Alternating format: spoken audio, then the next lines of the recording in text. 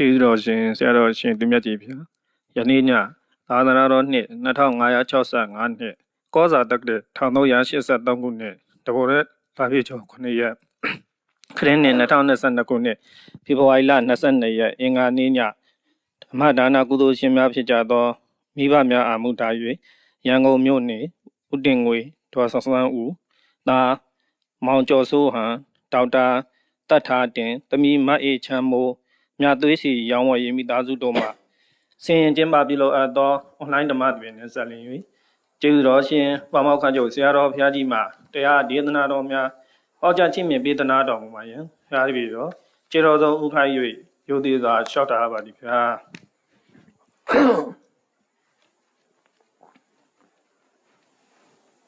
သာသနာတော်နှစ်2565နှစ်ကောဇာတက္ကရာ1383ခုနှစ်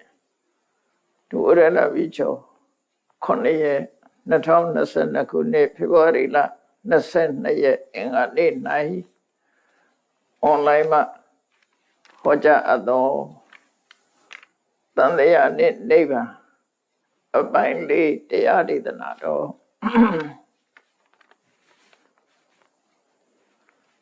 တန်တရားကထွက်ဖို့နိဗ္ဗာန်သွားဖို့အနည်းဆုံးအဆင့်9ဆင့်ရှိတဲ့ထဲမှာဉာဏ်နဲ့ပတ်သက်တဲ့အဆင့်5ဆင့်ကဒိဋ္ဌိဝိသုဒ္ဓိဆိုတာကိုအကျဉ်းအဖြစ်ရှင်းပြပြီးပြီဒိဋ္ဌိဝိသုဒ္ဓိဖြစ်အောင်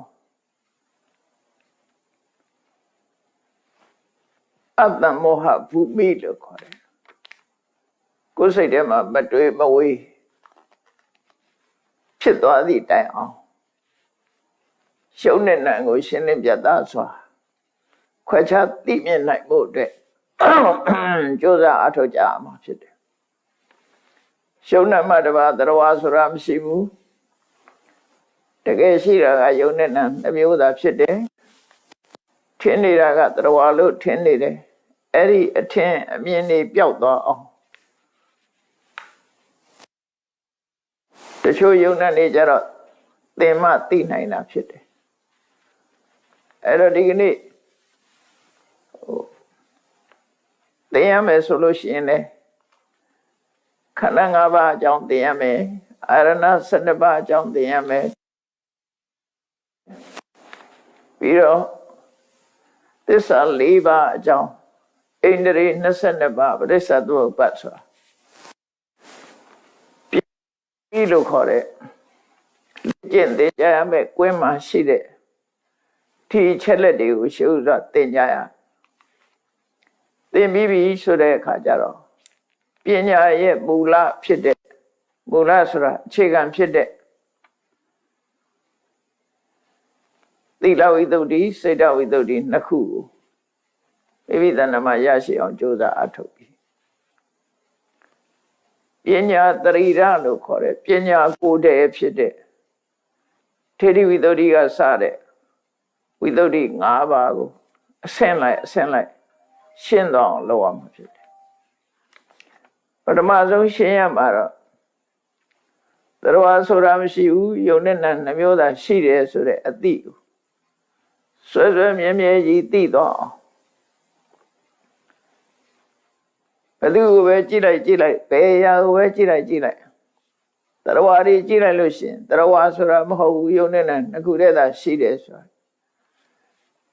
တွေ့ဝေမှုမရှိဘဲနဲ့တကယ်ကိုရှင်းလင်းပြသဆိုမြင်သိထီအောင်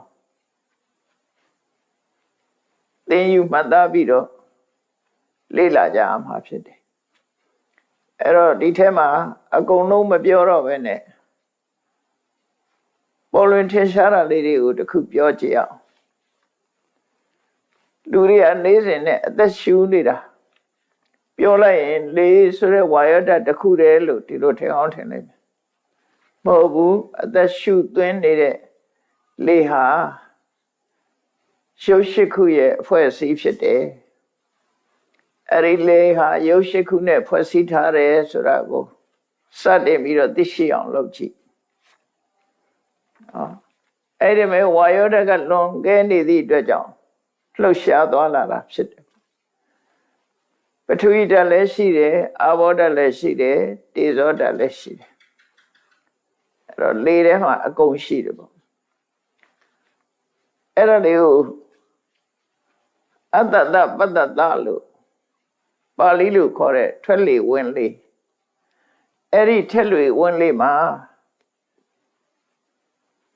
ထွက်လေဝင်လေဟာဘာကြောင့်ဖြစ်တာတော့ဆိုစိတ်ကြောင့်ဖြစ်တာဒါကြောင့်မို့စိတ်မရှိတော့ဘူးလူတယောက်ဟာသိဆုံးသွားပြီဆိုလို့ရှိရင်ဝိညာဉ်ချုပ်သွားပြီတဲ့ဆိုတဲ့ကထွက်လေဝင်လေမရှိတော့ဘူးလေအသက်ရှင်နေတဲ့အချိန်မှာထွက်လေဝင်လေရှိတာအသက်ရှင်နေရရှိတာတောင်မှတခါတရံအစိတ်သိလို့မိန်မောနေတဲ့ပုဂ္ဂိုလ်တွေမိခင်ဝမ်းထဲမှာရှိနေတဲ့ပုဂ္ဂိုလ်တွေရှည်နစ်သွားတဲ့ပုဂ္ဂိုလ်တွေ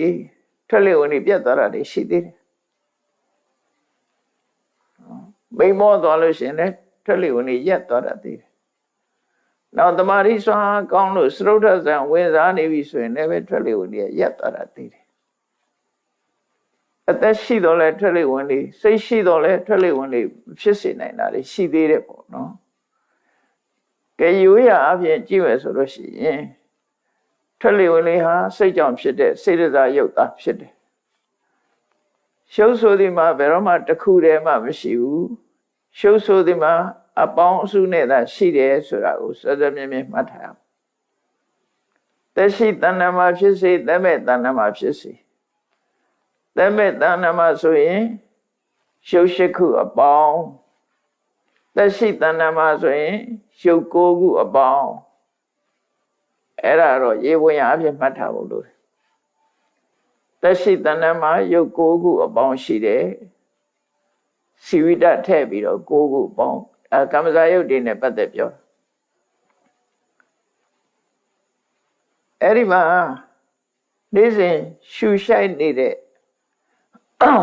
အတ္တပတ္တတဆိုတဲ့ဝါယောဓာတ်လေးဟာစိတ်ကြောင့်ဖြစ်ပြီးတော့ဒုရိယတဏ္ဍမှာသမအဖြစ်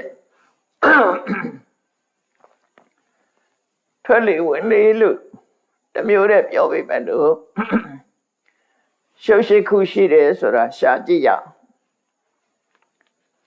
အဲ့ဒီလှုပ်ရှားနေတဲ့သဘောလေးကတော့ဝါယောဓာတ်ရဲ့သဘောပဲအဲ့လှုပ်ရှားနေတဲ့လေလေးကနှာသီးပြားကိုလာထိသွားတာထိသွားတယ်လို့ဆိုတာထိနိုင်တာဟာထိနိုင်လောက်အောင်သိနိုင်လောက်အောင်မာတဲ့သဘောလေးပါလို့ပထဝီဆိုလည်းရှိတယ်လေထဲမှာပထဝီရှိတယ်ပထဝီဆိုတာမာတဲ့သဘောကိုပြောတာနောက်တစ်ခါအဲ့ဒီထဲမှာအငွေးတွေဘာတွေနဲ့ဖြစ်နေတယ်ဝါယောဆိုတာအာဘောဆိုတာလည်းရှိတယ်ထွက်လေဝင်လေလေးကပူတယ်အေးတယ်ဆိုတာစမ်းသပ်ကြည့်လို့ရနိုင်တယ်အဲ့ဒါကတေဇောအဲ့တော့လေလေးမှာဝါယောလွန်ခဲ့နေတဲ့ဓာတ်လေးပါဝါယောရဲ့ပထဝီရဲ့တေဇောရဲ့ပထဝီရဲ့အာဘောရဲ့တေဇောရဲ့ဒီရှူလေးဝိုက်ရှူရှိုက်နေတဲ့ထွက်လေဝင်လေထဲမှာအတ္တကြီးလေးပါရှိတယ်မျက်စိနဲ့မြင်ရတဲ့အစင်းရုပ်ဆိုတာလည်းရှိတယ်အနံ့ဆိုတာလည်းရှိတယ်အယတာဆိုတာလည်းရှိတယ်မှုံမွားနေလို့ဒါတွေအကုန်လုံးဟာရောနေတာနဲ့ထင်ရှားတာပဲကွာအဲ့ဒီဝဏ္ဏခန္ဓာမျက်စိနဲ့မြင်လို့ရတဲ့ဟာဝဏ္ဏရူပယုံလို့လည်းခေါ်တယ်တူတူပဲနှာခေါင်းနဲ့နှမ်းရှုလို့ရတဲ့အနံ့လျှာနဲ့ရဲလို့သိရတဲ့အရာသာထပ်ဆင့်ပြီးတော့ရုပ်ကိုထုံနိုင်တဲ့ဩဇာတတ်အဲ့တော့ဓာတ်ကြီးလေးပါးရဲ့ဝဏ္ဏကန္နရတ္တဩဇာဆိုတဲ့ဒီရုပ်လေးခုရဲ့ပေါင်းလိုက်ရင်၈ခုအဲ့ဒီ၈ခုဟာ သက်ရှိမှာပဲဖြစ်ဖြစ်သက်မဲ့ပါဖြစ်ဖြစ်ဘယ်တော့မှခွဲခြားပြီးတော့သွားလို့ခွဲခြားလို့မရဘူးခွဲထားလို့မရဘူးလျှော့လို့မရဘူးလို့ဆိုလို့လေအလုံးအမြဲတမ်းစုပြီးတော့ဖြစ်နေတယ်အဲ့ဒါကိုစာပေမှာဩဇာထမကယုတ်လို့ခေါ်တယ်ဩဇာလင်း၈ခုမြောက်ဖြစ်တဲ့ယုတ်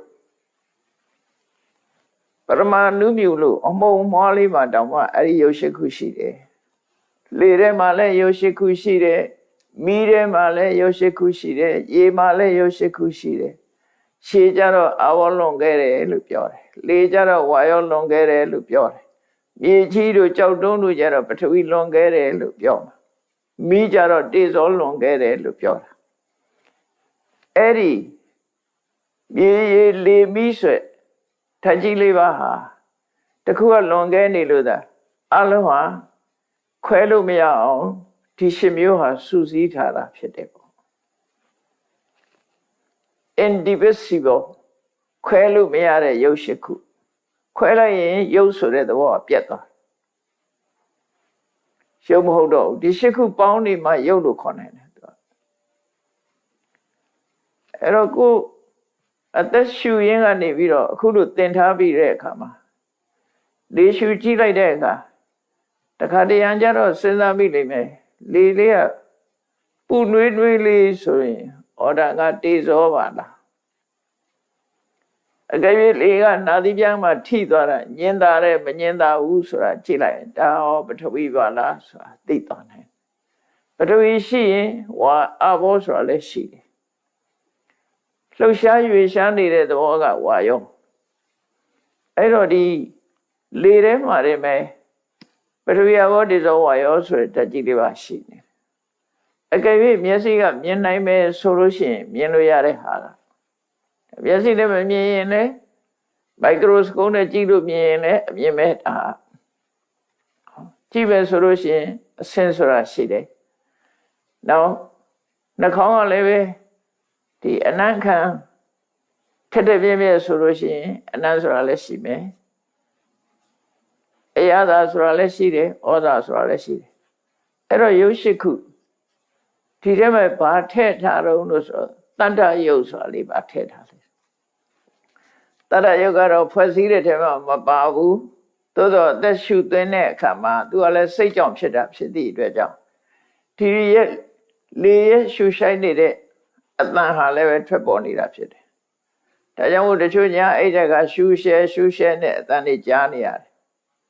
အဲ့ဒါကြောင့်မို့ဓမ္မရဲ့တတ္တယုတ်လည်းထည့်ထားတယ်အလုံးယုတ်9ခုနော်ထွက်လေဝင်လေမှာယုံပေါင်း9ခုရှိတယ်ဆိုတာကိုစဉ်းကျင်စဉ်းစားကြည့်လို့ရတာအဲ့ဒါယုတ်ကိုသင်ယူမှတ်သားပြီးတော့ရှာတွေ့တဲ့နည်းပေါ့တခါမျက်စိမှာလူတွေကမျက်လုံးလို့ခေါ်ကြတဲ့အရာမျက်လုံးလို့ခေါ်တဲ့အသားဆိုင်ကြီးတစ်ခုလုံးပေါ့မျက်စိလို့ခေါ်တဲ့အသားဆိုင်ကြီးတစ်ခုလုံးလူတွေဝဟရာအတိုင်းပဲမျက်လုံးလို့ခေါ်နေတဲ့အရာကြီးတစ်ခုလို့အဲ့ဒီမှာရုပ်ပေါင်းဘလောက်ရှိသလဲဆိုတာ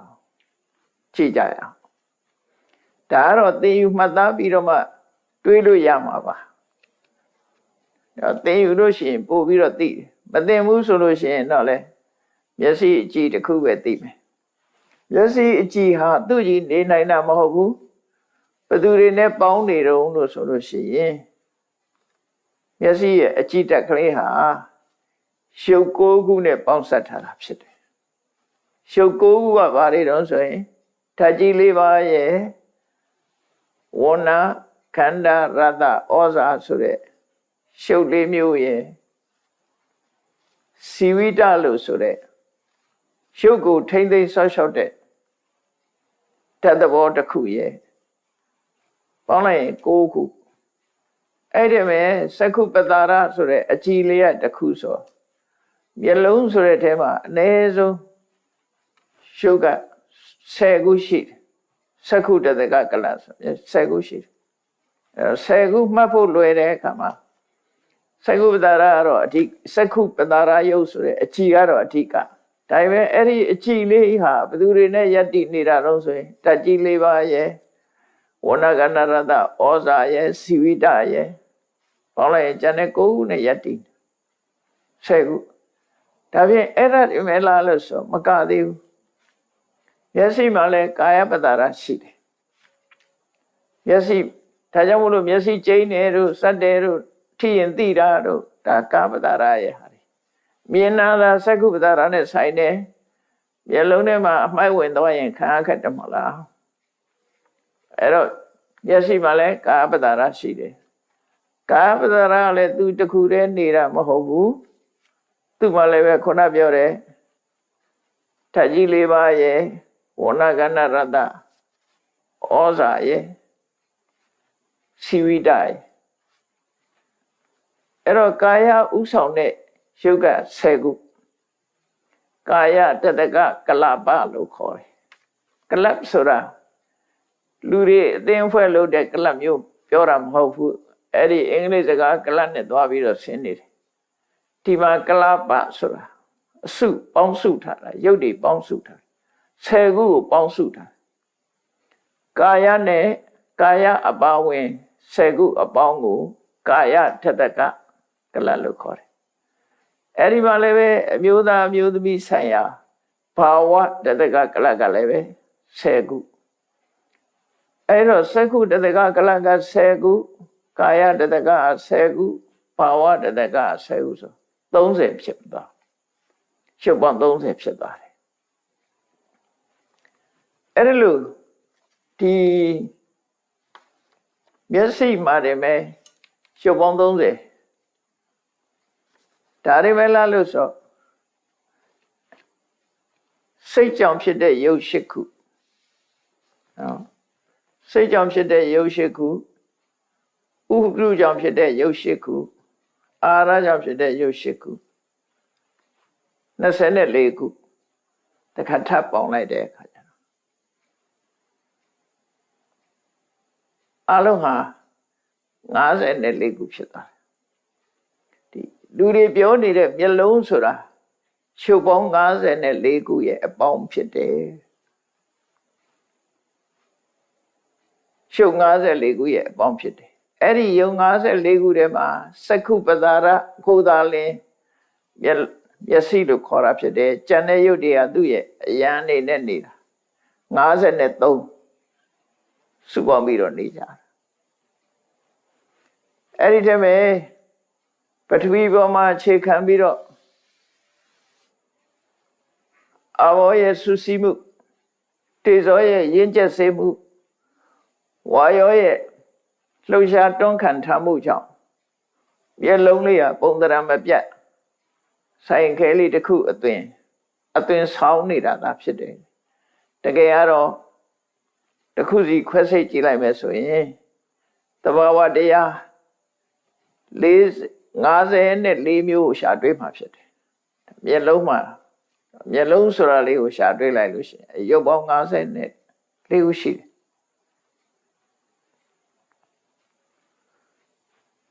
အဲ့တော့မျက်စိနဲ့အဆင်းအာရုံကိုမြင်လိုက်တယ်လို့ဆိုလို့ရှိရင်ရှုပ်ပေါင်းဟာအများကြီးဖြစ်သွားတယ်ကိုယ်တဏ္ဍမှာရှိတဲ့မျက်စိကတစ်ခုရုပ်၈ခုကတစ်ခုအဆင်းကရုပ်၈ခုနဲ့တစ်ခုအဲ့ဒါလို့ရုပ်နှစ်ခုဆုံစည်းမိလိုက်တဲ့အခါကျတော့မြင်တယ်ဆိုတဲ့အသိစိတ်လေးပေါ်လာပြန်အဲ့ဒါကနန္တရားအဲဒါကြောင့်ရုပ်အကြောင်းတွေကိုသိမယ်ဆိုရင်မျက်စိမှာ54မျိုးရှိသလိုနားနဲ့ပတ်သက်ပြီးတော့လဲ54မျိုးနော်နှာခေါင်းနဲ့ပတ်သက်ပြီးတော့လဲ54မျိုးလျှာနဲ့ပတ်သက်လို့ရှိရင်လဲ54မျိုးကိုယ်ကာယနဲ့ပတ်သက်တဲ့အခါကျတော့44မျိုးသူကြတော့စက္ခုတတကသောရတတကခန္ဓာတတကဇီဝတတကကာယတတကဆိုတာနေရာတိုင်းမှာမရှိသည့်အတွက်ကြောင့်အဲ့ဒါလေးရှောက်လိုက်တာအဲ့ဒါလို့သူ့ရဲ့ခန္ဓာကိုယ်မှာအခုလိုရုပ်ပေါင်းများစွာဟာစုစည်းပြီးတော့တည်ရှိနေတာကိုကြည့်လိုက်ပဲဆိုလို့ရှိရင်လူကတော့ဝေါဟာရအနေနဲ့ခေါ်တယ် မျက်စိလို့ခေါ်တယ်နားလို့ခေါ်တယ်နှာခေါင်းလို့ခေါ်တယ်လျှာလို့ခေါ်တယ်ကာယလို့ခေါ်တယ်အဲ့ဒီခေါ်တဲ့အတိုင်းဝိုင်းတွေဟာအခုလိုရုပ်ပေါင်းတွေရဲ့ရုပ်အစုဝေးတွေရဲ့အမည်နာမသာဖြစ်တယ်ကျန်တာတွေကလက်တို့ခြေထောက်တို့နှာခေါင်းတို့လျှာတို့ကိုယ်ကာယတို့ဆိုတာလူတွေကမြှိခေါ်ထားတဲ့အထင်အမြင်မျှတာဖြစ်တယ်အစစ်အမှန်မဟုတ်ဘူးအစစ်အမှန်ကဒီ54ခုသီးသားလဲအစစ်အမှန်ရုပ်ပေါင်း54သို့မဟုတ်ရုပ်ပေါင်း44သီးသားလဲအစစ်အမှန်လို့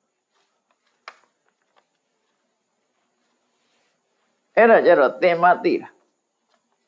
သင်ပြီးရင်တစ်ခုချင်းရှာပြီးတော့စဉ်းစားကြည့်တယ်ဒီအဲ့တော့သင်ကြားမှုမရှိဘူးဆိုလို့ရှိရင်ကတော့ခုနမျက်စိရဲ့အဆင်းအာယုံရဲ့ဒီနှစ်ခုကရှုံတစ်ခုအဲ့ဒီယုံတစ်ခုရဲ့ဆုံစည်းမှုကြောင့်အသိစိတ်ဆိုတာဖြစ်လာတယ်အဲ့တော့မျက်စိရဲ့မျက်စိတဲ့ပေါ်လာတဲ့အဆင်းရဲ့ဒီနှစ်ခုကယုတ်ပဲလို့ဆုံစည်းသိတဲ့အသိကြတော့နာလို့ရှုံတဲ့နာဒီလိုခွဲလို့လည်းရဒါအချင်းဆုံးခွဲတဲ့နည်းတွေကိုရှေးရက်တွေကအဲ့ဒါလို့ပြောတာအကျက်ထက်ခွဲတဲ့အခါကျတော့ဒီတိုင်းပဲတွေ့ရမှာသေးစိတ်ဒါကြောင့်မို့ရုပ်ပေါင်း28ပါးမြတ်စွာဘုရားဟောထားတာအဲရုပ်ပေါင်း28ပါးထဲမှာလည်းပဲကမ္မထမ်းရှိဖို့ယောကတော့18ခုပဲရှိတယ်နိဗ္ဗာန်နဲ့12ခုစာအမျိုးသားတွေအတွက်18ခုအမျိုးသမီးအတွက်18ခုနိဗ္ဗာန်နဲ့18ခုဆိုတာအမျိုးသားမျိုးသမီးယုံ2ခုကိုပေါင်းထည့်ထားလို့တစ်ခုပဲယူမယ်ဆိုရင်ရုပ်ပေါင်း18ခုရှိတယ်နိဗ္ဗာန်နဲ့18ခုအဲ့ဒီ18ခုကရုပ်အစစ်ဖြစ်သည့်အတွက်ကြောင့်ဝိပဿနာရှုတဲ့နေရာမှာရှုရမယ့်ရုပ်တွေဖြစ်တယ်လို့အဲ့ဒါလို့ရှုပြီးတဲ့အခါကျတော့တရဝါဆိုတာမရှိပါလားကိုယ်ခန္ဓာကိုယ်စိတ်တွေမှာလည်းမျက်လုံးဆိုတာလည်းမရှိပါလားဒီယုတ်တွေ53မျိုး54မျိုးကိုဒါပုံတရံကြည့်ပြီးတော့မျက်လုံးလို့ခေါ်နေတာပါလားအဲ့လိုဆင်ញင်စဉ်းစားကြည့်လို့ရှိရင်အရှိဟာယုတ်လူတွေရဲ့အထင်အမြင်ကြတော့ယုတ်လို့မမြင်တော့ဘဲနဲ့မျက်လုံးလို့မြင်တယ်နားလို့မြင်တယ်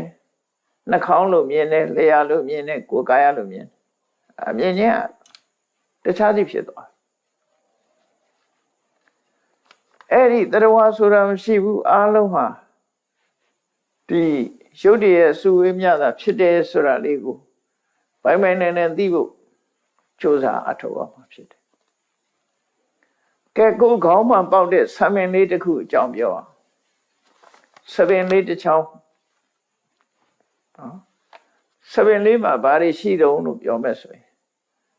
ဓာတ်ကြီးလေးပါရှိတယ်ဝဏကဏရတဩဇာဆိုရုပ်8ခုရှိတယ်ဒီရုပ်8ခုကတော့ဘယ်တော့မှခွဲလို့မရဘူးဓာတ်ကြီးလေးပါရဲ့ဝဏကဏရတဩဇာရဲ့အဲ့ဒီရုပ်8ခုနောက်ပြီးတော့အဲ့ဒီရုပ်တွေထပ်ထပ်ဖြစ်အောင်စောင့်ရှောက်ပေးတဲ့ဇီဝိတဆိုရုပ်ကတစ်ခုဆပင်မှာလဲခဏခေါင်းပေါ်မှာပေါက်နေတဲ့ဆပင်ကာယပတာရရှိတယ်ဒါကြောင့်မို့ဆပင်နှုတ်ရင်နာတော့ပေါ့ဆပင်အရင်ဆိုရင်သိတယ်ပေါ့အဖျားလေးကတော့မသိဘူးပေါ့အဖျားကြတော့မရှိဘူးအရင်မှရှိတယ်ကာယပတာရအဲ့ဒါရှိတော့ကြည့်လိုက်ပဲဆိုရင်ဆပင်ဆိုတဲ့ထဲပဲ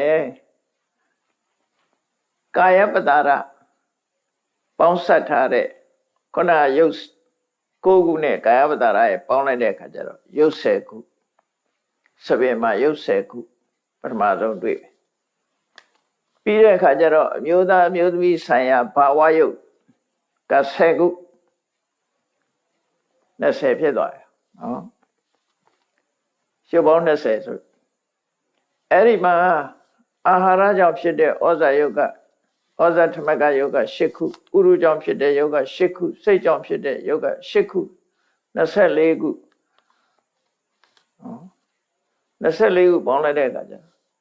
44ခုအဲ့တော့သဘင်လေးတစ်ချောင်းမှာတည်းမဲ့ရုပ်ပေါင်း44ခုရှိတာအဲ့ဒီရုပ်ပေါင်း44ခုရှိနေတဲ့အရာလေးတွေကိုလူတွေကသဘင်လို့သတ်မှတ်လိုက်ပြီးတော့အလှပြင်တာတို့နော်ခေါင်းဖြူလိုက်ဆေးဆိုးတာတို့ဒါတွေလောက်ကုန်တာပေါ့အမှန်တော့ဒီရုပ်တွေကြီးပဲအကုန်ငါလို့ထင်လာတယ်ငါသဘင်လို့ထင်လာတယ်ငါဟာလို့ထင်လာတယ်ဒါဆွလမ်းမှုတွေနဲ့ဖြစ်လာတကယ်အစစ်မှန်ကတော့ဒီရုပ်ပေါင်း44ပဲရုပ်တွေ44ပဲအဲ့ဒီလိုမြင်အောင်ကြည့်ဖို့လိုအပ်တယ်ဒါကဝိသုဒ္ဓိမေမှာဆိုထားတဲ့အသေးစိတ်တွေကိုပြောပြတာနော်အသေးစိတ်တွေသူကခန္ဓာကြောင့်အာရဏကြောင့်ဓာတ်ကြောင့်ဒါတွေကိုအကုန်လုံးသင်ပြီးတော့မှတရားထုတ်ဖို့ခိုင်းတယ်ဒါတွေသိရမယ်တဲ့သိပြီးမှကိုကနှလုံးသွင်းနိုင်မှာပေါ့ဒါကြောင့်မို့ငါရဲ့သဘင်လေးဟာတို့ရုပ်ပေါင်းဒီလောက်ရှိပါလားဒါကိုခေါ်ရပါလားလို့ဒီလိုသိဖို့လိုလာတယ်ပေါ့အဲ့လိုရုပ်ပိုင်းဆိုင်ရာတွေသိလာပြီတခုလုံးဟိုနေရာဆက်ဆက်ဘာပဲတွေးလိုက်တခုလုံးလိုက်ပြီးတော့ကြည့်လိုက်မယ်ဆိုရင်ရုပ်ပိုင်းဆိုင်ရာတွေတွေးလာ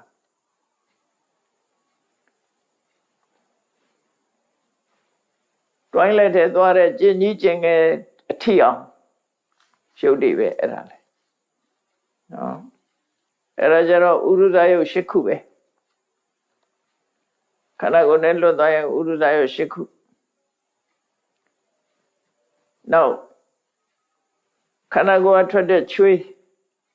ငိုလို့ထွက်လာတဲ့မျက်ရည်ပါးစပ်ထဲကထွက်လာတဲ့တတွေးနှာခေါင်းကထွက်လာတဲ့နော်နှာရည်အဲ့ဒါတွေကဥရုဇယုတ်နဲ့စိတ်ဓာတ်စိတ်ဥရုဇယုတ်ကဥရုကြောင့်ဖြစ်တဲ့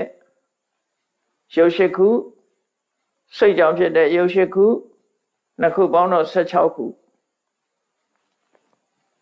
လူခန္ဓာကိုယ်မှာထွက်တဲ့ချွေးတို့ရဲရည်တို့တတွေးတို့နှက်တို့မှာရုပ်ပေါင်း16ခုစီပေါင်းစပ်ထားတာပဲဖြစ်တယ်နှက်ထွက်လို့ရှိရင်နှက်ကိုလည်းပဲရုပ်ပေါင်း16ခုနှာခေါင်းထဲမှာရှိနေတဲ့အချိန်က16ခုဖြစ်တော့လည်းပဲအပြင်ရောက်သွားလို့ရှိရင်ဥရုဇယုတ်ကြီးပဲဖြစ်တော့8ခုပဲကျန်လူနဲ့ဆက်ဆက်နေတာ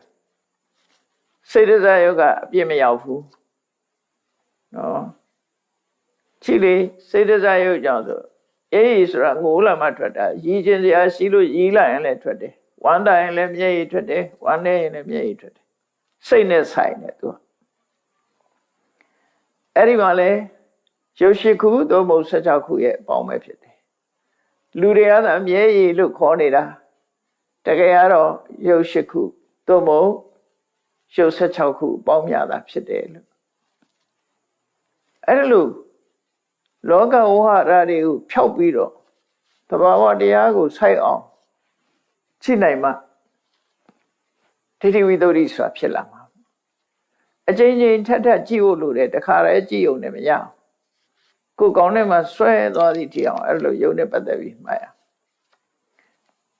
အဲ့လိုရုပ်ပိုင်းဆိုင်ရာတွေကိုအသေးစိတ်သိလာပြီဆိုတဲ့အခါကျတော့ဒါရူပပရိက္ခရုပ်ကိုမှတ်သားနိုင်ပြီဆိုတဲ့အခါဘာလုပ်အောင်လဲဆိုနန္တရားကိုပြောင်းပြီးတော့မှတ်သားရမယ်ရုပ်ကိုသေချာလောက်ပြီဆိုတော့မှနန္တရားဘက်ကိုပြောင်းရမယ်တဲ့အဲ့လိုမဟုတ်ဘဲနဲ့ရုပ်မှတ်တာကိုပြင်းပြင်းမသိသေးပဲနဲ့နန္တရားကိုပြောင်းမှတ်လို့ရှိရင်ကပ္ပဋ္ဌာန်းနဲ့ပတ်သက်ပြီးတော့ဆုံးရှုံးနေတာမှုဖြစ်တတ်သေးတယ်ရုပ်ကိုပြောင်းမှတ်တဲ့အခါမှာနန္တရားကြတော့အလွန်သိမ်မွေးသည့်အတွက်ကြောင့်ထင်ရှားရှားမဖြစ်တတ်ဘူးအဲ့လိုမဖြစ်လို့ရှိရင်လည်းနန္တရားရဲ့သဘောဖြစ်လာပုံတွေကိုမစင်စားနိုင်တဲ့အခါဘာလို့ရမလို့ဆိုဒီရုပ်ကိုပဲထပ်ရှုနေရထပ်ရှုရင်နန္တရားတွေဟာပေါ်လာလိမ့်မယ်လို့သူတို့ဆိုတယ်ရုပ်ကိုပဲဥ ဥပမာဘာနဲ့တူတော့ဆိုလို့ရှိရင်ခြေမုံလေးကိုပုတ်တဲ့အခါမှာမဝင်သေးဘူးဆိုရင်လက်မလျှော့နဲ့ထပ်ပုတ်ပါများရင်ဝင်လာမှာပဲအဲ့လိုဆိုလို့တယ်အဲ့တော့ယုတ်တရားကိုမြင်သိထျောင်းထပ်ပြီးတော့ရှုပေးလို့ယုတ်တရားဟာထင်းထင်းပေါ်လာပြီဆိုလို့ရှိရင်ကြာတော့မှနန္တရားတွေဟာပေါ်လာလိမ့်မယ်ခြေမုံကိုပုတ်လိုက်တဲ့အခါကိုယ်မျက်နှာရိပ်ကိုတွေ့ရတယ်လို့ယုတ်တရားကိုတည်တည်ချာချာဆင်ញင်သုံးသပ်ကြည့်လိုက်တဲ့အခါမှာနှလုံးသားတွေကနန္တရားတွေလည်းပဲပေါ်လာလိမ့်မယ်အဲ့လိုပေါ်လာတဲ့အခါမှာရှိသမျှနန္တရားတွေအကုန်ပေါ်တာတော့မဟုတ်ဘူးနော်နန္တရားတွေဟာရှုထောင့်၃ခုကနေပြီးပေါ်လာနိုင်တယ်ဘယ်ရှုထောင့်ကပေါ်လာတော့ဆိုရင်ဖတ်တရှုထောင့်ကလည်းပေါ်လာနိုင်တယ်ဝေဒနာရှုထောင့်ကလည်းပေါ်လာနိုင်တယ်ဝိညာဉ်ဆိုတဲ့အသိစိတ်ရှုထောင့်ကလည်းပေါ်လာနိုင်တယ်ခုနထွက်လေဝင်လေလေးကိုရုပ်လို့ရှုမြင်နေတဲ့အခါမှာဖတ်တာအနေနဲ့အဲ့ဒီထွက်လေဝင်လေလေးဆိုတဲ့အာယုံနဲ့ရှုလိုက်တဲ့အခါမှာပထမဆုံးအာယုံနဲ့စိတ်နဲ့ဆုံလိုက်လို့ဖြစ်လာတာကဖတ်တာပဲအာယုံနဲ့စိတ်နဲ့ဆုံသွားပြီနော်အာယုန်နဲ့စိတ်နဲ့ဆုံသွားတာဟာဖတ်တာရဲ့သဘောတရားပဲဖတ်တာဖြစ်ပေါ်လာတာပဲဖြစ်တယ်အဲ့ဒီဖတ်တာနဲ့ရှင်တွဲလာတဲ့စိတ်ခံစားချက်ကလေးကဝေဒနာမှတ်သားတဲ့တင်ညာကတင်ညက်ခန္ဓာကျန်တဲ့စေတနာကသင်္ခါရခန္ဓာနဲ့အသိစိတ်ကဝိညာဉ်လို့ဆိုဖတ်တာကိုဥဆောင်ပြီးတော့ပေါ်လာဖို့နန္တရားတွေပေါ်လာဖို့တခါတရံကြတော့ဖတ်တာတဲ့စိတ်ခံစားမှုပို့ထင်ရှားလာတယ်။ရုပ်တရားကိုရှုမှတ်နေတဲ့အချိန်မှာစိတ်ခံစားမှုလေးကပို့ထင်ရှားလာတယ်။ပို့ထင်ရှားလာတဲ့စိတ်ခံစားမှုလေးကဝေဒနာ။ဝေဒနာနဲ့ရှင်းလာတဲ့စေတနာတို့တင်ညာတို့ကတင်ညာခန္ဓာစေတနာကသင်္ခါရခန္ဓာအသိစိတ်ကဝိညာဉ်နဲ့ခန္ဓာဆက်တိုက်အဲ့ဒါလို့တခုမြင်ကျန်တာတွေလည်းမြင်လာတယ်ပေါ့နောက်တစ်ခါထွက်လေဝင်လေလေးရဲ့သဘာဝတရားကိုသိလိုက်တဲ့ဟာဝိညာဉ်ဆိုတဲ့အာယုံကိုသိတဲ့ဝိညာဉ်လေးကဝိညာဉ်နဲ့ခန္ဓာသူနဲ့ရှင်တွဲလာတဲ့ဝေဒနာဝေဒနာခန္ဓာတင်ညာတင်ညက်ခန္ဓာဖတ်တာတို့စေရနာတို့ကသင်္ခါရခန္ဓာအဲ့ဒါလို့ကျန်တဲ့နန္တရားတွေကလည်းပဲဆက်တိုက်ပေါ်လာနိုင်တယ်ပေါ့ပေါ်လာပုံလေးတွေကိုဝိသုရိမေမှာအဲ့ဒါလို့ရှင်းပြထားတယ်တချို့ကိစ္စတွေကတော့သင်ယူထားမှသိနိုင်တဲ့သဘောတရားတွေပဲမသင်ဘူးဆိုရင်တော့မသိနိုင်ဘူးပေါ့နော်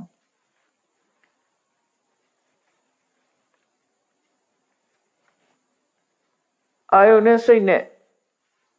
အာယုံနှစ်ခုဆုံလိုက်တဲ့အချိန်လေးမှာ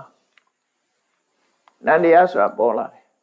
ဟိုတနည်းအားပြောရဲသလိုပဲမျက်စိနဲ့အစင်းဆုံလိုက်တဲ့အခါမှာမြင်သိစိတ်ဆိုတာပေါ်လာတယ်မြင်သိစိတ်ပေါ်လာလို့ရှိရင်စုံစည်းမှုဖတ်တာခံစားမှုဝေဒနာဒါတွေလည်းပေါ်လာတယ်အဲ့ဒါလို့သဘာဝတရားတွေဟာဒီရှုပ်အကြောင်းကနေပြီးတော့နာမ်ကိုပါဆက်ပြီးတော့ပေါ်လာတော့ရှုပ်ရောနာမ်ရောနှစ်ခုစလုံးထင်ထင်ရှားရှားပေါ်လာသည့်ထိအောင်ဆက်တိုက်လေ့ကျင့်နေရမှာဖြစ်တယ်အဲ့လိုလေ့ကျင့်မှများလာတဲ့အခါကျတော့ရှုပ်နာမတစ်ပါးတခြားဟာမရှိတော့ဘူးခန္ဓာကိုယ်မှာယုံနဲ့နာနှမျိုးသာရှိတယ်ဆိုတာသိချလာတယ်ဒါပြင်ဟုတ်ပြီဒီယုတ်တွေနာမ်တွေကိုဘာဖြစ်လို့မှတ်နေရလဲဘာလို့သိအောင်ကြိုးစားရလဲဆိုရင်သူတို့အပေါ်မှာတွေ့တာမှုကိုစွန့်လွတ်ဖို့အတွက်ပဲပစ္စည်းတစ်ခုဟာကောင်းမကောင်းစူးစမ်းစစ်တဲ့အခါမှာဒီပစ္စည်းရဲ့အနေအထားတစ်ခုကိုကြည့်မှလူဟာကောင်းတယ်မကောင်းဘူးဆိုတာသိနိုင်တာ ဝိပဿနာဉာဏ်ဖြစ်ပုံနဲ့ပတ်သက်ပြီးပြောထားတဲ့ဥပမာလေးတစ်ခုရှိတယ်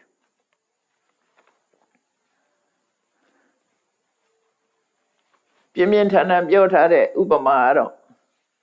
လူတစ်ယောက်ကထမင်းစားနေပြီသူစားဖို့ထမင်းပွဲကြီးနဲ့ပြင်ထားတယ်သူကြိုက်တဲ့ဟင်းတွေနဲ့ထမင်းပွဲကြီးလက်ပတ်ဆေးပြီးတော့ထမင်းပွဲကြီးလည်းထိုင်ပြီးထမင်းပကံလည်းနှိုက်လိုက်ရောပရမသုံးရက်လိုက်တဲ့ထမင်းရဲ့အောက်မှာမစင်တုံးသုံးတုံးသွားတွေ့တယ်တဲ့အဲ့ဒီလူဟာအဲ့ဒီထမင်းကိုစားအောင်မလားမစားတော့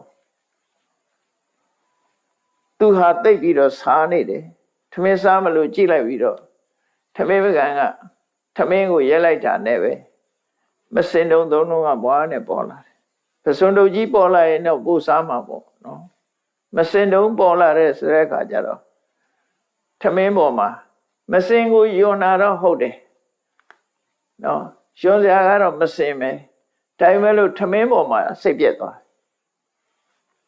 အဲ့ဝိပဿနာဉာဏ်ဆိုတာအဲ့ဒါပဲရှုတရားရဲ့အိစ္ဆဒုက္ခအနတ္တမကောင်းတဲ့အခြေအနေတွေကိုမြင်လိုက်တာနဲ့ဒီယုတ်တရားပေါ်မှာတွေ့တာမှုဆိုပျောက်သွားတယ်ပျောက်တာတွေ့တာမှုပေါ်ပျောက်သွားတာအပြစ်မြင်မှတွေ့တာမှုကိုပျောက်နိုင်တယ်ပေါ့အဲ့လိုဆိုတာအဲ့တော့ဒီယုံ nant တွေကိုသိအောင်ကြိုးစားနေတာဟာရှုံ nant ပေါ်မှာတွေ့တာနေတဲ့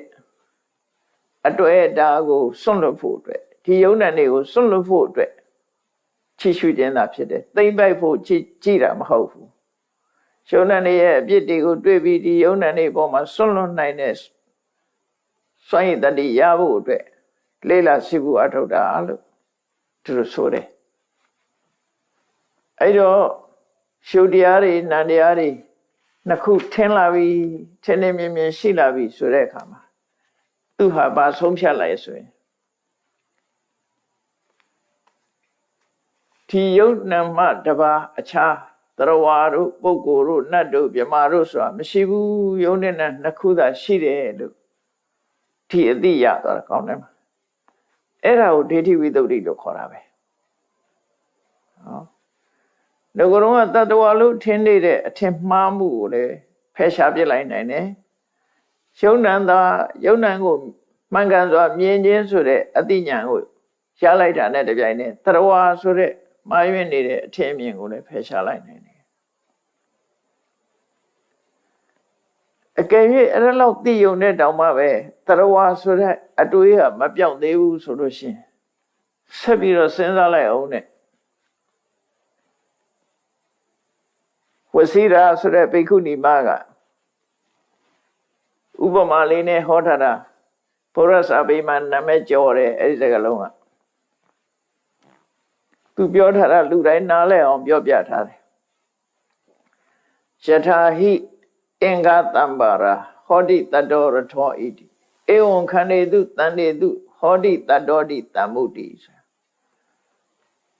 တရဝါလို့ခေါ်နေကြတာနဲ့ပတ်သက်ပြီးတော့ဒီဘေကုဏီမှာဟောတဲ့တရားအမတ္တမရှင်းနေတယ်ပေါ့အင်္ဂတံပါရာလှဲလို့ယထာဆိုလို့ရှိရင်ဗမာပြည်အလူတွေမိယထာပဲသွားမြင်နေမှာဆိုလို့မြင်ယထာလို့ပြောရင်လည်းရမယ်မြင်ယထာသို့မဟုတ်လှဲအဲ့ဒီမြင်ယထာတို့လှဲတို့ဟာသူ့မှာပါတဲ့အင်္ဂါရက်တွေတစ်ခုစီတစ်ခုစီပေါင်းစပ်ထားတဲ့အင်္ဂါရက်တွေကိုကြည့်ပြီးတော့အလုံးပေါင်းလိုက်တဲ့အခါမှာလှဲဆိုတဲ့ဝေါဟာရဖြစ်လာခုခေတ်စားနေတာနဲ့ပြောရမယ်ဆိုရင်ကာမော်ရီတို့အင်ဂျင်တို့ဘိန်းတို့နော်ကားပစ္စည်းတွေအကုန်လုံးပေါင်းစပ်ထားတဲ့အခါမှာကားလို့ခေါ်ကြသလိုပဲတစားစီဖြုတ်လိုက်ရင်ကားဆိုတာရှာတွေ့မှာမဟုတ်ဘူးဘိန်းကတစားဘော်ရီကတစားနော်အင်ဂျင်ကတစားဘက်ထရီကတစားတခြားစီခွဲထားလိုက်လို့ရှိရင်သူ့ဝေါဟာရနဲ့သူဖြစ်တယ်အလုံးပေါင်းထားတဲ့အခါမှာကားဆိုတဲ့ဝေါဟာရဖြစ်တယ်လို့ပဲတဲ့ခန္ဓာတွေပေါင်းစပ်ပြီးတော့နေတဲ့အခါမှာဒါတရဝါဆိုတဲ့ခေါ်ဖြစ်လာတာပါ ငါဆိုတဲ့ခေါ်တရားဝဆိုတဲ့ခေါ်သူဆိုတဲ့ခေါ်ဒါတွေဖြစ်လာတကယ်ကတော့ယုံနာခန္ဓာနှစ်တို့ရဲ့ပေါင်းစပ်မှုပဲပေါင်းစပ်ထားရများတာဖြစ်တယ်ဆိုတာကိုဒါကိုအချိန်ချင်းထပ်ထပ်စဉ်းကျင်စဉ်းစားကျင်ကျင်ထပ်ထပ်စဉ်းကျင်စဉ်းစားမယ်နောက်ရှင်သာရိပုတ္တရာဟောတဲ့တရားကိုလည်းပဲစဉ်းကျင်သုံးသပ်ကြည့်လို့ရတယ်ရှင်သာရိပုတ္တရာကယဟန်တွေကိုရှင်းပြတယ်အိမ်ဆိုတာဘာလဲအခုခေတ်ဆောက်တဲ့အိမ်တွေကြည့်လိုက်မယ်ဆိုရင်ဟုတ်လားအုတ်တို့သဲတို့ပိလက်မြေတို့တန်းတို့အဲ့ဒါတွေအကုန်ပေါင်းစပ်ပြီးတော့ဒါတွေပေါင်းစပ်ထားတဲ့အစုအဝေးကိုကြည့်ပြီးတော့အိမ်လို့တိုက်လို့ဒီလိုခေါ်တာထို့တူပဲလူရဲ့ခန္ဓာကိုယ်မှာလည်းပဲအယိုးတွေအကြောတွေအသားတွေအရည်တွေဒါတွေပေါင်းစပ်ထားတာလူလို့ခေါ်နေကြပြန်တာနော်ဒါတွေပေါင်းစပ်ထားတာဖြစ်တယ်တိုက်အကြီးတစ်ခုလိုပဲလူရဲ့ခန္ဓာကိုယ်လည်းဒီတိုက်ပဲမြတ်စွာဘုရားကဓမ္မပဒမှာဟောထားတာရှိတယ်အဋ္ဌိနံနဂရံကတံမန္တလောဟိတလိပ္ပနံလူရဲ့ခန္ဓာကိုသေုပ်ဖော်ထားတာလူခန္ဓာဆိုတာတဲ့အယိုးတွေနဲ့တိဆောက်ထားတာပါတဲ့ဟုတ်တယ်စကယ်တန်ကြီးကိုကြည့်လိုက်အယိုးတွေနော်အလုံးအယိုးကိုအခြေခံထားတာအယိုးတွေနဲ့တိဆောက်ထားတာတဲ့ပြီးတဲ့အခါကျတော့အပေါ်ကနေပြီးတော့အထက်ထဲမှာမဖောင်းဖောင်းလေးဖြစ်အောင်အသားတွေအသွေးတွေထည့်ပြီးတော့အပေါ်ကနေအရည်နဲ့ဖုံးထားတာအဲ့တော့လူခန္ဓာကိုယ်ဆိုတာအဆောက်အဦကြီးတစ်ခုလိုပဲအယိုးကိုအမာကန်ထားပြီးတော့အကြောတွေနဲ့ခြိတုပ်ထားတယ်အသားတွေအသွေးတွေထည့်ထားတယ်ပြီးတဲ့အခါအပေါ်အရည်လေးဖုံးထားတယ်တကယ်ကိုရှုပ်တုပုံစံပဲကိုယ့်ကိုစဉ်းကျင်စဉ်းစားလို့ရတယ်အဲ့လိုစဉ်းကျင်စဉ်းစားကြည့်ပြီးတော့အလုံးဟာပေါင်းစပ်ထားတာကိုလူလို့ခေါ်တာပါလားလူစဉ်းစားလို့ရတယ်လူလို့ခေါ်တာပဲတော့တကယ်တော့လူဆိုတာအယိုးကိုခေါ်တာလားအရည်ကိုခေါ်တာလားအကျောကိုခေါ်တာလားအသားကိုခေါ်တာလားမဟုတ်အလုံးပေါင်းစပ်ထားတဲ့ပုပ္ပန္တဏကြီးကိုကြည့်ပြီးတော့လူလို့တရဝလို့ခေါ်တယ်မြတ်စွာဘုရားအဲ့ဒီဒေသနာမှာအဋ္ဌိနံနဂရံကတံမန္တလောဟိတသိပ္ပအယိုးတွေနဲ့တိဆောက်ထားတဲ့အင်္ဂေဟာကြီးသွေးတွေသားတွေနဲ့အဘောအရင်နဲ့ကွတ်ထားတာတဲ့ယထစရာစမစ္ဆုစမာနောမေခောစဩဟိတောတဲ့အဲ့ဒီခန္ဓာကိုယ်ကြီးထဲမှာဘာတွေထည့်ထားတာတော့အိမ်ထဲမှာပစ္စည်းတွေထည့်ထားသလိုလူရဲ့ခန္ဓာကိုယ်ထဲမှာဘာတွေရှိနေတုံးဆိုမြတ်စွာဘုရားအိုခြင်းရှိတယ်တဲ့သေခြင်းရှိတယ်ဒီခန္ဓာကိုယ်ထဲမှာရှိတာအိုခြင်းတရားရှိတယ်သေခြင်းတရားရှိတယ်မအိုခင်ကိုငါကွဆိုတဲ့မာနရှိတယ်ခြေဆုကန့်တဲ့မက္ခဆိုတဲ့တရားရှိတယ်အဲ့တော့အကောင်းတစ်ခုမှမရှိဘူးနော်ဒါလည်းစဉ်းကျင်စဉ်းစားကြည့်လို့ရတယ်အရာတစ်ခုပဲမြတ်စွာဘုရားဟောထားတယ်ယထဇရာစမစ္ဆုစမာနောမေခောစဩဟိတောအဲဒီလူခန္ဓာကိုယ်ကြီးတွေမှာအိုခြင်းတရားသေခြင်းတရားအိုခြင်းသဘောသေခြင်းသဘောကိုယ်ကိုထင်ကြီးတဲ့မာနသဘောခြေဆုကန့်တဲ့မက္ခတရားဒါတွေပဲထိသွင်းထားတာပါလို့ဒါနမူနာပြလိုက်တာလောဘတွေဒေါသတွေမောဟတွေကိလေသာတွေထည့်ထားတယ်ဆိုလို့တယ်ပေါ့တော့အဲ့ဒါလို့စဉ်းကျင်စဉ်းစားကြည့်လို့ရှိရင်လည်းပဲတရဝါဆိုတဲ့အထင်တစ်ခုကပျောက်သွားနိုင်ပါတယ်တစ်ခုစီတစ်ခုစီခွဲခြားစိတ်ဖြာကြည့်လိုက်တာနဲ့ငါလို့ပြောစရာလည်းမရှိဘူးငါဟာလို့ပြောစရာလည်းမရှိဘူးငါဟာလို့ပြောနေတဲ့ဒီတရဝါလို့ကိုယ်ထင်းနေတဲ့အရာဝတ္ထုတစ်ခုတရဝါလို့ပြောစရာတစ်ခုမှမရှိပဲနဲ့နာယုံမှတပါတခြားမရှိဘူးလို့ထီလိုမြင်တာကိုယထာဘူတဒသနာအမှန်ကန်မြင်ခြင်း အဲ့ဒီယထာဝုဒထသနာတိဒိဋ္ဌိဝိသုဒ္ဓိပဲမှန်ကန်စွာမြင်လို့ဒိဋ္ဌိအမြင်မှားကိုသုတ်သင်ဖယ်ရှားနိုင်သောကြောင့်ဝိသုဒ္ဓိမှန်ကန်သောအမြင်ဖြစ်လို့ဒိဋ္ဌိအမြင်မှားကိုဖယ်ရှားရသောကြောင့်ဝိသုဒ္ဓိဆိုတဲ့ဒီအမြင်နှစ်ရပ်ပေါင်းစပ်ပြီးတော့ဒီအသိဉာဏ်ဟာနိဗ္ဗာန်သွားဖို့အတွက်ပထမဆုံးအရေးကြီးကိုယ်တဏ္ဍာမှာဖြစ်အောင်ကြိုးစားရမယ်အသိဉာဏ်ဖြစ်တယ်ဒီအသိဉာဏ်မရှိလို့ရှိရင်ဘာဖြစ်လဲတရဝါဆိုတာကိုမဖြောင်းနိုင်လို့ရှိရင်အမြင်မှားဘက်ကိုရောက်သွားနိုင်အမြင်မှားဆိုတာတရဝါမြဲခြင်းမမြဲခြင်းသတ္တရနဲ့ဥစ္စေရာဆိုတဲ့အယူဆနှစ်ခုဘက်ကိုရောက်သွားပြီအမှန်မြင်ခြင်းဟာလမ်းချော်သွားနိုင်တယ်တဲ့ဒါကြောင့်အမှန်မြင်ခြင်းကိုမရရှိနိုင်တော့ဘူးလို့ဆိုလိုတယ်ပေါ့နော်အဲ့တော့သေချာလောက်အောင်တခါတည်းရန်စိတ်ကတော့သိနေတယ်သိနေပြီမဲ့လို့သေချာလောက်အောင်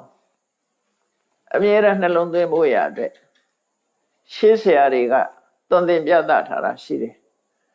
နာမင်းစရူပင်းစဣဒ္ဓတိသစ္စာတော်ဘဝမှာအမှန်အပြင်နာနဲ့ယုတ်နှစ်ခုသာရှိတာပါတဲ့နာဟိထတတ်တော်မစုသောစာပိဝိစတိတရဝါဆိုတာလည်းမရှိပါဘူးတဲ့လူဆိုတာလည်းမရှိပါဘူးတရဝါတို့လူတို့ဆိုတာအထင်အမြင်သက်သက်မြတာဖြစ်တယ်သုံးညာဣဒံယန္တမိဝဖိသင်္ခတံ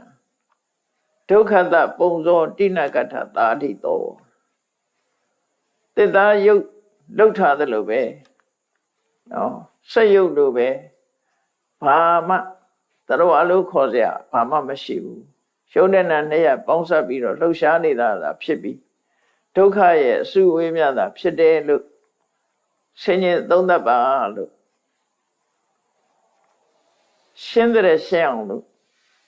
ရှင်းဆရာတွေကအဲ့ဒါလို့ဆိုလာနောက်တစ်ခါရှုံးတဲ့နာနှစ်ခုဟာရှုပ်ကိုအကြောင်းပြုပြီးတော့တန်တရားတွေဖြစ်လာတာအဲ့ယုံနဲ့နာနှစ်ခုကပေါင်းစပ်ပြီးနေတော်လဲပဲရှုပ်ထဲမှာလည်းနာရှိတာမဟုတ်ဘူးနာထဲမှာလည်းယုတ်ရှိတာမဟုတ်ဘူးတစ်ခုနဲ့တစ်ခုတုံညသဘောနော်တုံညသဘောဖြစ်နေပုံကိုဆက်လက်ပြီးတော့ရှင်းထားတာရှိတယ်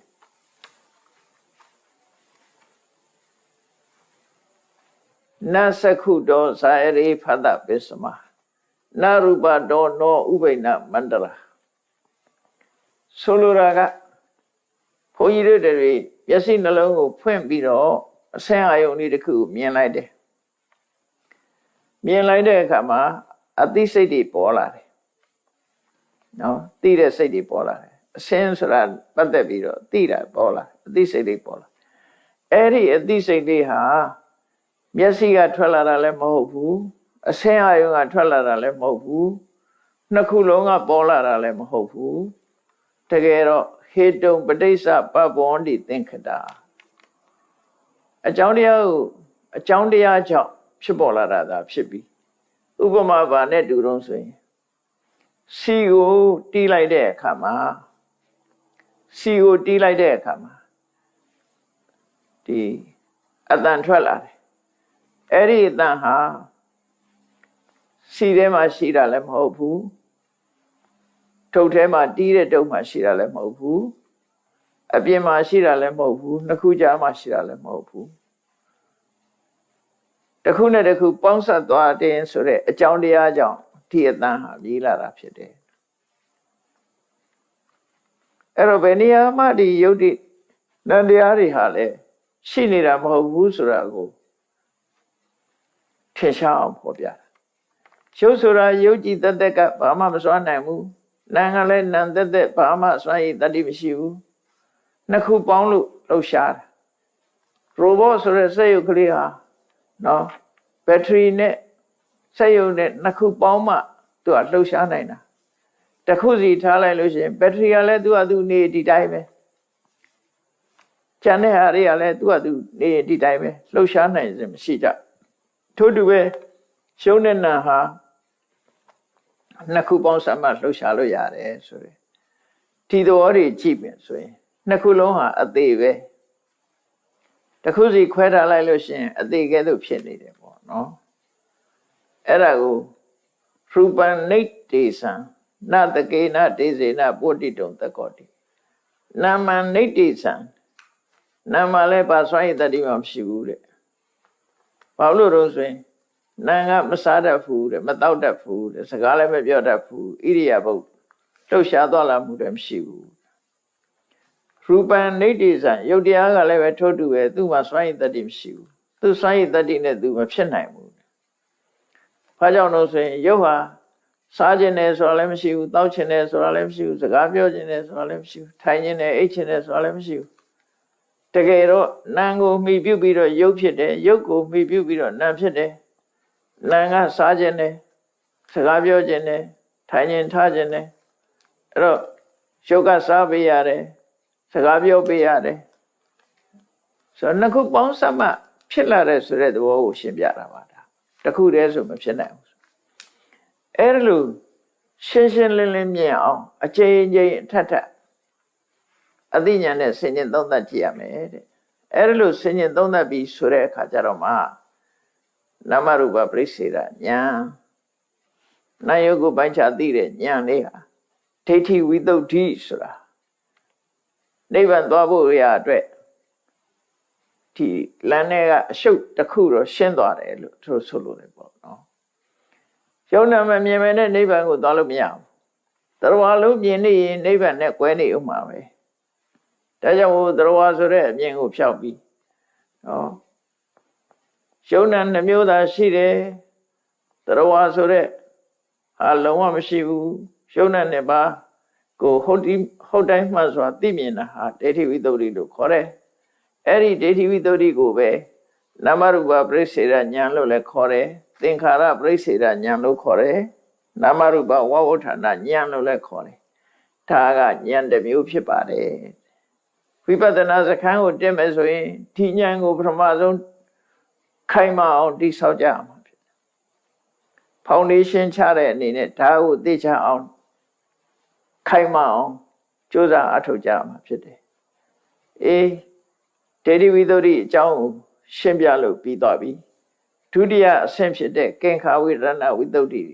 အကြောင်းနောက်ရက်ဒီမှာဆက်ပြီးတော့ရှင်းပြတရားချက်ခင်သူတော်စင်ပြိဿအပေါင်းတို့နိဗ္ဗာန်လမ်းကြောင်းမှုရောက်ဖို့ရအတွက်အဆင့်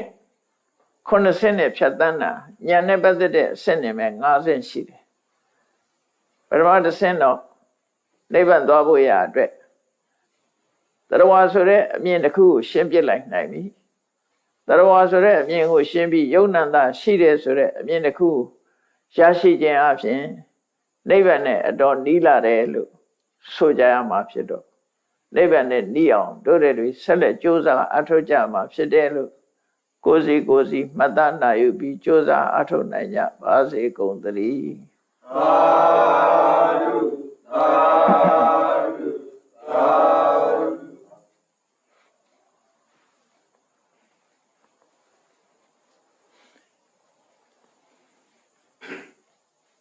ရှိစေချာအရှင်ဖေယရာဝိတော်တို့သည်ဓမ္မအတိညာရရှိမှသာလင်နိဗ္ဗာန်ချမ်းသာကိုမျက်မှောက်ပြုနိုင်ပါသောကြောင့်ဓမ္မအတိညာရရှိစေရန်ရှိတန်ကြလျက်ဓမ္မသဖြင့်ဆင်းရဲခြင်းပါပြုလုပ်ကြ၍သမထဒါနာဓမ္မဒါနာတရားလူတော်ကိုပေးလူကြပါကုန်၏တရားတော်မြတ်ကိုယုတိလေးမြတ်စွာမမတ်သာသာအာယုထားလျက်နာကြားကြပါကုန်၏ ဘုရားတော်မြတ်ကိုတတ္တဗဝတ္ထုစုစုတို့ဖြင့်ပူဇော်ကြပါကုန်၏ယနေ့ယခုအာထုပြုလုပ်ကြရသောဤကောင်းမှုဤကုသိုလ်စုစုသည်နိဗ္ဗာန်ချမ်းသာ၏ကြောင်းထောက်ပံ့ဖြစ်ပါစေတည်းဤကောင်းမှုဤဘုဘာကကိုအမိအဖာဘိုးအဖွာဆရာသမားမဆာ၍ဝါသူကဝါသာလူနတ်မြမသတ္တဝါများတို့အားမြဝေငှပါကုန်၏ကုသိုလ်အမြတ်ဘုဇီရကြကုန်သည်ဖြစ်၍ကိုယ်စိတ်နှဖျားချမ်းသာကြသည်ဖြစ်ကြပါစေကုန်သတည်းအာရောရာဇသမြအမြယူတော်မူကြပါကုန်သောသာဓုသာဓုအာရော